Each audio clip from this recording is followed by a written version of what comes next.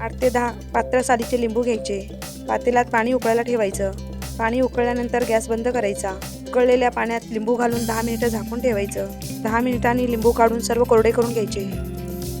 कोरडे केलेले लिंबू चिरून त्यातील बिया काढून घ्यायच्या। व्हिडिओ बघून झाल्यानंतर तुम्ही माझ्या चॅनलला न विसरता सबस्क्राईब करा। नंतर मिक्सरच्या भांड्यात घालून जाडसर बारीक करून घ्यायचं। क्रश केलेले लिंबू एका वाटीने मोजून कढईत घालून घ्यायचं। नंतर त्यामध्ये दुप्पट साखर घालायची, 2 चमचे मीठ, 1 चमचा मिरची पावडर, 1 चमचा काश्मीरी लाल मिरची पावडर घालून सर्व मिक्स करून 10 मिनिटं झाकून ठेवायचं। 10 मिनिटांनी त्यामध्ये 1 लिंबाचा रस घालायचा, मिक्स करून घ्यायचं आणि कढई गॅसवर ठेवून गॅस चालू करायचा। 1 तारी पाक येईपर्यंत चांगलं शिजवून घ्यायचं। 1 तारी पाक आला की गॅस बंद करायचा। पूर्ण थंड झाल्यानंतर हवा बंद काचेच्या बरणीत भरून ठेवायचं। तयार झालं आहे लिंबाचं क्रश लोणचं।